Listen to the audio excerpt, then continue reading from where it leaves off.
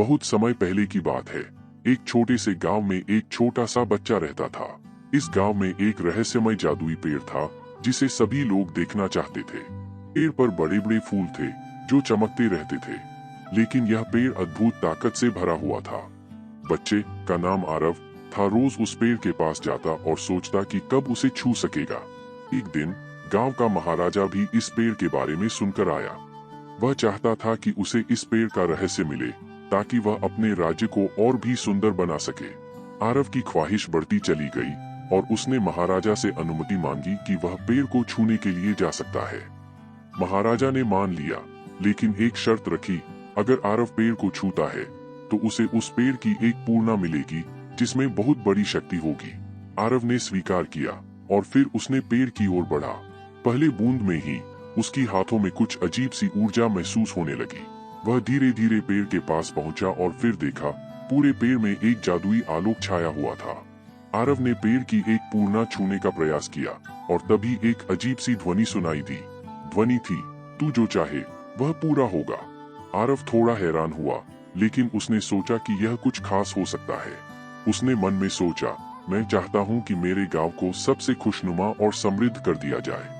और फिर जैसे ही उसने अपनी आंखें खोली, वह देखा कि उसके गांव में सभी लोग हंसते हंसते एक साथ खुशी खुशी जी रहे थे।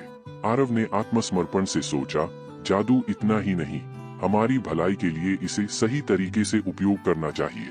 वह महाराजा के सामने गया और बताया कि उसने गांव की खुशी के लिए प्रार्थना की है। महाराजा ने आरव की बड़ी प्रशंसा की और उसे एक और मौका दिया जिसमें वह गांव के सभी लोगों को एक और इच्छा पूर्ण करने की अनुमति प्राप्त कर सकता था। इस बार आरव ने अपनी इच्छा सोचते हुए विचार किया और उसने फिर से एक जादुई पूर्णा प्राप्त किया। गांव में एक नया चमत्कार हुआ। सभी लोग अपनी इच्छाएं पूर्ण कर सकते थे, लेकिन आरव ने सबको सिखाया कि इच्छाओं का सही तरीके से उपयोग करना ही सबसे बड़ी शक्ति है।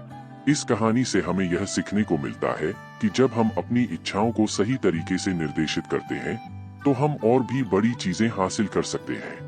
और यह दिखाता है कि जब हम दूसरों की खुशियों के लिए काम करते हैं तो हमारी खुशी भी दुगुनी होती है। इस गांव में आरव ने एक नया रास्ता दिखाया जो सभी को आपसी सहयोग और समर्थन की दिशा में आगे बढ़ने का मौका दिया।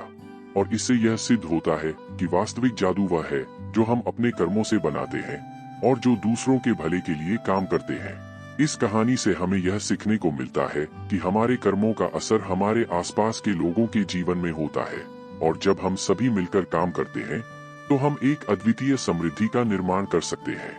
इस कहानी से हमें यह भी मिलता है कि अपनी इच्छाओं को सही तरीके से प्राप्त करने के लिए हमें सही मार्गदर्शन की आवश्यकता होती है ताकि हम सच्ची खुशी और सफलता की दिशा में आगे बढ़ सकें। और इसके साथ ही हमें यह भी याद रखना चाहिए कि जादू हमारी खुद की मेहनत, संघर्ष और नेतृत्व के परिणाम स्वरूप होता है जो हमें अपने लक्ष्यों तक पहुंचाता है।